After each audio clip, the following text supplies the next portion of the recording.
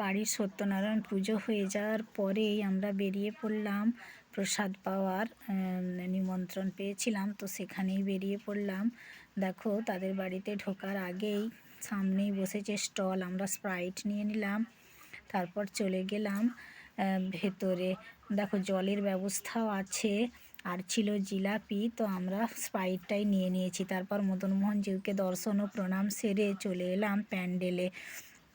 তোমাদেরকে একটু দেখিয়ে দিই এখানের ব্যবস্থাপনাটা। এর আগেও আমি কয়েকটি হচ্ছে যে বাড়িতে গেছি মদনমোহন জিউর প্রসাদ পেতে, তো সেখানে আমি এই ব্যবস্থাপনা দেখিনি। এইটা আমাকে একটু নতুনই লেগেছে আর ভালোও লেগেছে।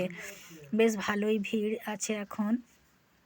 আমরা এখনও হচ্ছে যে বসতে পারিনি, তো যাই হোক দেখো বসে গেলাম প্রসাদ পেতে। চলে এলো পাতা জল, তারপরে দিয়ে দিল পটল আলুর রসা, তোমার পোস্ত, আর এলো মুগের ডাল, বিছে কলা, চাটনি আর পায়েসটা তোমাদের সঙ্গে শেয়ার করতে পারলাম না। তারপর সবার শেষে এলো মিহিদানা। এই ছিল আজকের মেনু।